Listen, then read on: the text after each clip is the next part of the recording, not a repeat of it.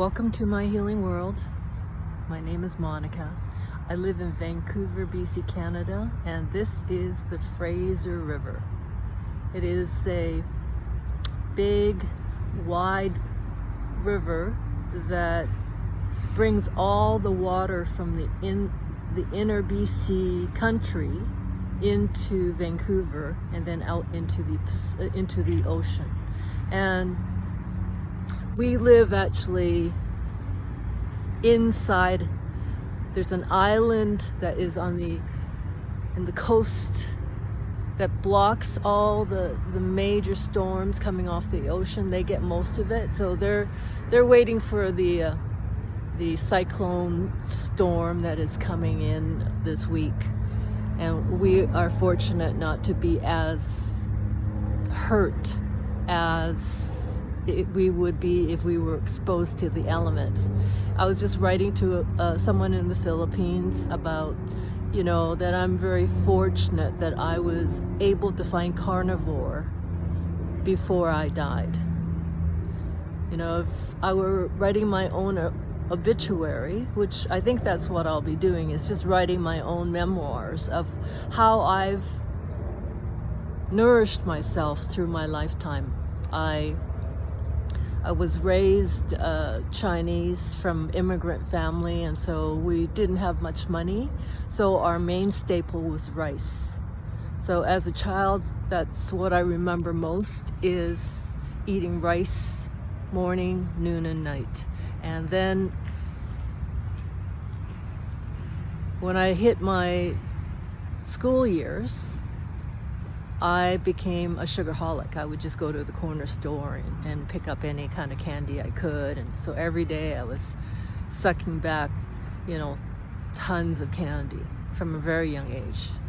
I know how it feels to be an addict because I was a child addict for sugar. And as I grew up, I hit my teens, and so I had a concussion by age 7. So my brain was damaged, and I spent a lot of time in my own body figuring out how to get rid of pain. And my favorite way of getting rid of pain was aspirin, Tylenols, coffee, and soda pop, because the sugar made me feel better, right? In my own mind it did, because the sugar just takes over your body and it becomes its own energy. And so I became numb to my own pain. I was really looking for the next sugar high. And by the time I got to my teens and 20s, I was using alcohol, because by then I'd had 2 concussions. So I hit my head twice in 10 years. And now that I have 15 concussions, I understand how much healing and self-medicating I was doing throughout my whole life. And the number one thing was, in my case, I burned through the alcohol, knew it was bad for me, had really bad results with alcohol. My face would turn red in splotches.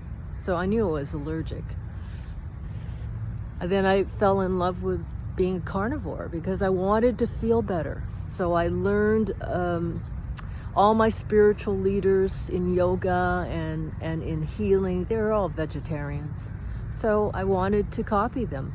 And for 30 years, I tested the carboholic tendencies in me, went crazy because I could make anything taste good. I'm a very good cook. And very fortunate that I have had so much inflammation both in my brain and in my body, because I have a broken back from falling off the Grand Canyon in 1992.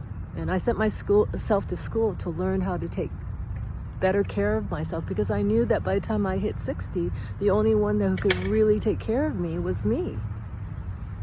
So by the time I hit 60, I had hemorrhoids, my teeth were loose, my hair was falling out. I had no hair because my hair was not dealing very well with being on carbs and also on insulin resistance.